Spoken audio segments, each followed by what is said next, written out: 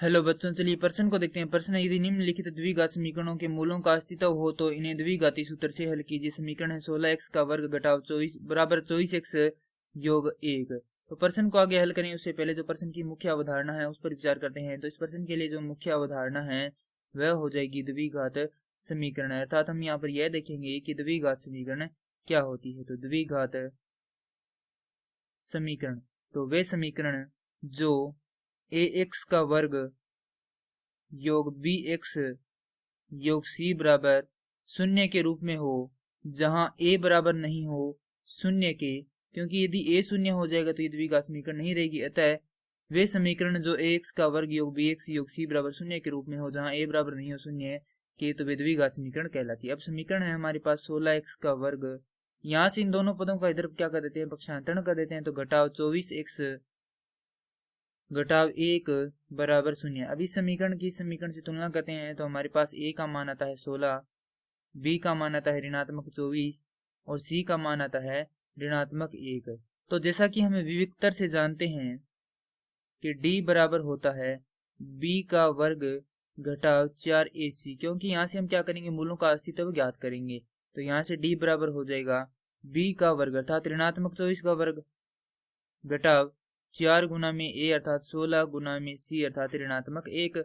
तो d बराबर यहाँ से हो जाएगा 576 योग 64, क्योंकि यहाँ पर देखें तो ऋणात्मक और ऋणात्मक क्या हो जाएगा, धनात्मक हो जाएगा।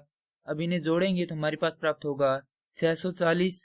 चूंकि यहाँ पर d क्या है, बड़ा है शून्य से, तो हमारे पास जो मूल है वह क्या होंगे, वास्तविक होंगे तथा भिन्न होंगे। अतः मूलों का अस्तित्व विद्यमान है। तो यहाँ से हम क्या करेंगे, द्विघात सूत्र का प्रयोग करेंगे। द्विघात सूत्र होता है x बराबर ऋणात्मक b धनात्मक ऋणात्मक वर्गमूल d बटा 2a। तो मान रख देंगे, मान रखेंगे तो हमारे पास b का मान है ऋणात्मक 24, तो ये किसका हो जाएगा, धनात्मक का हो जाएगा। ऋणात्मक और ऋणात्मक तो एक बार यहाँ पर इसको लिख देते हैं। अब धनात्मक ऋणात्मक का वर्गमूल में d का मान है 640 बटा 2 गुना a का मान है 16। तो यहाँ से हल करेंगे तो हमारे पास आएगा 24 धनात्मक ऋणात्मक वर्गमूल। तो यहाँ से 640 को हम इस प्रकार भी ले सकते हैं, 8 वर्गमूल 10 बटा यहाँ पर हो जाएगा 32। चूंकि यहाँ पर हम 8 का भाग लगाएंगे तो हमारे पास प्राप्त होगा x बराबर 3 धनात्मक ऋणात्मक वर्गमूल 10 बटा 4। सबसे पहले हम क्या करेंगे, यहाँ पर धन चिन्ह लेंगे।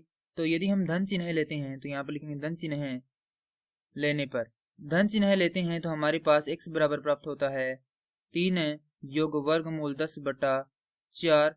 और यदि हम ऋण चिन्ह लेते हैं, यहाँ पर लिखेंगे ऋण चिन्ह लेने पर x बराबर प्राप्त होता है 3 घटाव वर्गमूल 10 बटा 4।